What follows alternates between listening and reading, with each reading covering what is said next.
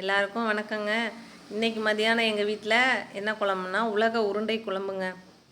உலகத்துக்கே டப்பு கொடுக்குற மாதிரி இந்த உலக உருண்டை குழம்பை எல்லாரும் வீட்டில் வச்சுருவோம்.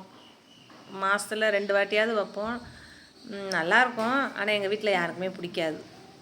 கடலைப்பருப்பு துவரம்பருப்பும் ஊற போட்டு நல்லா சோம்பு மிளகாய் போட்டு அரைச்சி எடுத்துகிட்டு உப்பு போட்டு சின்ன வெங்காயம், பெரிய வெங்காயம் இல்லை சின்ன வெங்காயம் போட்டுட்டு கருவேப்பிலை கொத்தமல்லி தேங்காய் எல்லாம் போட்டு உருண்டைங்களை தனித்தனி நாடாக பிரித்து உருட்டி உருட்டி வச்சிடணுங்க. வச்சதுக்கப்புறம் சட்டியில் எண்ணெயை ஊற்றி நல்லெண்ணெய் ஊற்றிக்கலாம். கடுகு வெந்தயம் ஜீரகம் உளுந்து எல்லாம் போட்டு தாளித்து வெங்காயம் தக்காளி எல்லாமே போட்டு வதக்கிடணும்.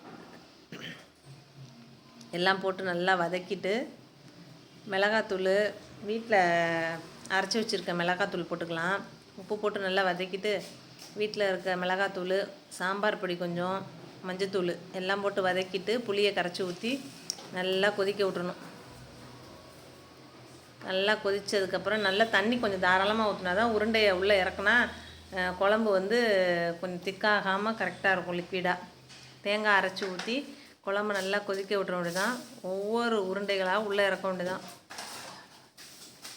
ஒவ்வொரு நாடுகளாக உள்ளே இறக்கி நல்லா அழகாக கொதிக்குது பாருங்கள். குண்டு குண்டாக உருண்டையாக அதுக்கு தாங்க உலக உருண்டை குழம்பு.